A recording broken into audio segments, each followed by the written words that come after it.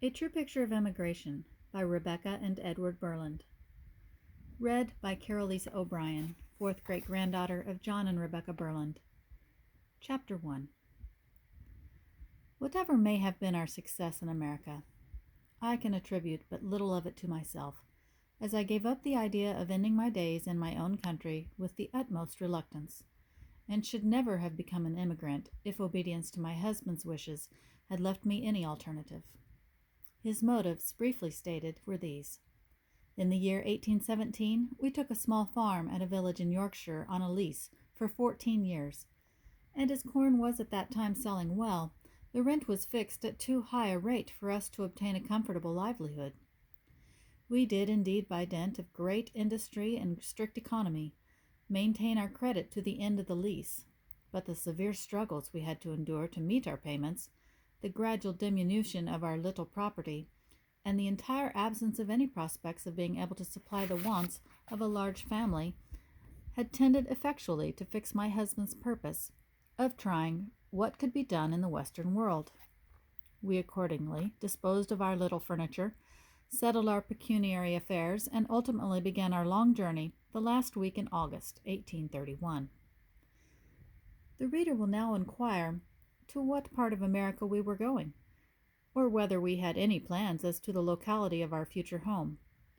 This is an important consideration for every emigrant, though little attended to by many.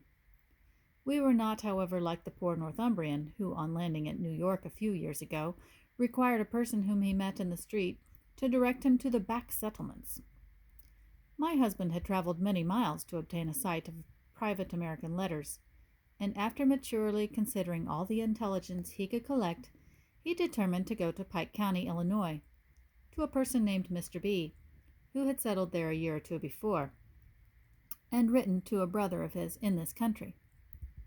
Footnote: Charles Bickerdike, the first of his name to settle in Pike County, came to America and Illinois and settled in Flint Township, Pike County, about 1828. It was the reading of his letters to his brother in England which determined the migration of the Burlends. The Bickerdike family is still represented in Pike County, and the graves of earlier members of the line may be seen in Bethel Cemetery, where Rebecca Burlend and her husband lie buried. Charles Bickerdike is also buried in Bethel Cemetery, according to family information, although no monument identifies his grave. End of footnote. Without further preface, we are therefore to be considered on our way from the center of Yorkshire to Liverpool, self, husband, and 5 children. The eldest a boy about 9 years old, 2 others we were leaving behind, the one of my eldest engaged as an under-teacher in a boarding school, the other my eldest daughter, serving also in a respectable family. Footnote: the author and her husband had 14 children in all. 4 had died in England before the migration to America, and 2 more, Edward the eldest son and Mary the eldest daughter, of the present sentence, remained behind. The 5 children who shared in the family migration were John, then 9 years old, Hannah, 8 years old, Sarah, 3 years old, Charlotte, and William, an infant. John served in the Mexican War and was slain in a soldier's ball while returning to his Illinois home. Hannah married Thomas Dalby and lived to her 90th year, dying at Griggsville in 1913. Sarah married Francis Allen, and Charlotte married Daniel Burns. William, the infant of 1831, died at Griggsville in 1900. Information taken from article by Jess M. Thompson in Pike County Republican, Pittsfield, July 22, 1936. End of footnote. To persons such as we were, who had never been 40 miles from home, a journey by wagon and railway, where every hour presents the eye with something new, does not afford the best opportunity for reflection. We, in consequence, reached Liverpool before we fully felt the importance of the step we were taking. Nature had indeed yielded a little, as we gazed upon the scenes of our industry, which time had endeared for the last time. But it was at Liverpool, when we had got our luggage to a boarding house and were waiting the departure of the vessel, that the throes of leaving England and all its endearments put our courage to a test the most severe. Our minds were now disturbed by surrounding objects. We occupied a small apartment for which we paid 2 shillings a day, without even the indulgence of a fire to cook our provisions.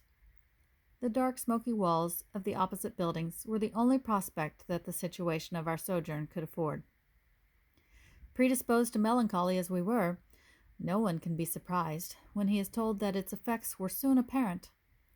A stranger would have thought us a most unsocial family, as we sat in profound silence for an hour together. Only now and then a sigh would escape us, tending to vary but not to enliven this painful monotony. Even our children participated in our disquietude, and seemed to lose their wonted vivacity. My dear husband, who before had displayed nothing but hardihood, on this occasion had almost played the woman. After a deep silence, I not unfrequently observed his eyes suffused with tears, which, though unnoticed by him, fell in quick succession down his sun-browned cheeks. We were 6 days in this abode, and I may venture to assert that he did not spend 6 hours of the time in the forgetfulness of sleep. At last the day dawned on which we were to embark. We had already bespoke our berths and paid a deposit to secure them. It was a critical period. My husband appeared to feel as if all the responsibility was laid upon him. He doubtless felt for himself, but his children and myself were the principal objects of his solicitude. Those he was leaving behind would be left to the wide world without anyone to watch over them, and that at a time when the passions which actuate the human breast are in the greatest need of parental authority and advice. The destiny of those he was taking with him appeared about to be consigned to a vague, uncertain probability. The die was going to be cast. In 12 hours more, we should be on the deep, where return would be impracticable. These considerations, the perils of the sea, the more dreaded because unknown, together with many other weighty considerations which a father and husband in such a situation could not but feel, got the better of his natural prowess, and that morning he addressed me in the following manner. "Oh, Rebecca, I cannot do it. I cannot do it.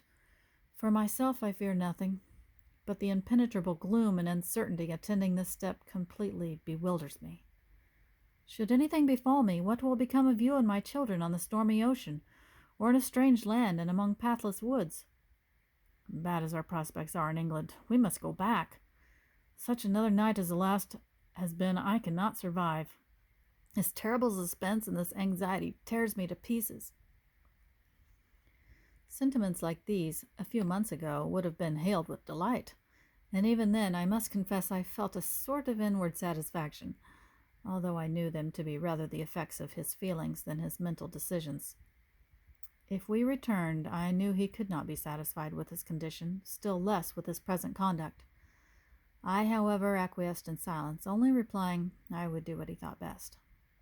We accordingly began to remove our boxes back to the luggage wagon, whither I accompanied him. But all the time we were thus employed, he appeared like one whose movements are coerced. The smile with which he usually accompanied his addresses no longer appeared. I saw it would not do. We returned to our children like those who return from the interment of a near relative, in mournful silence.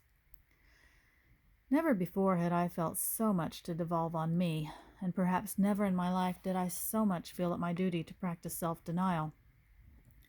My native land was as dear to me as ever. My 2 children, to whom I had bidden adieu, were strong ties. But the consciousness that it was my duty to bear up the sinking spirits of my partner left me only one course to adopt. For a moment I raised my eyes to him who sitteth above the water floods, and with feelings I am not able to depict, broke silence as follows. "I admit, my dear husband, that our situation is a very trying one, but remember how often and how long you have resolved to go to America. Hitherto we have experienced nothing that we did not anticipate, and should any calamity befall us on our journey, you have adopted emigration only from a conviction that it would tend to the good of the family, and the Almighty is as able to preserve us and our children across the seas or in America as he is in England. Besides, if we return, we have broken up our home and sold our furniture, and should be worse situated than ever. Let us even go, and look to Providence for success." The above advice, on my part, operated like a charm. All that has been said of the effects of martial music were here realized. His answer was rather in deed than in word. In 2 hours more our luggage was removed from the wagon, where it had just been placed with a view of returning home, to the ship in which we had taken our berths. The remainder of the day, till 4 o'clock, was spent in procuring stores, cooking utensils, etc., necessary for our voyage, and when the sun went down on the 2nd of September, 1831, we were on the waters, having previously confided ourselves to the care of Him whom earth and seas are ready to obey.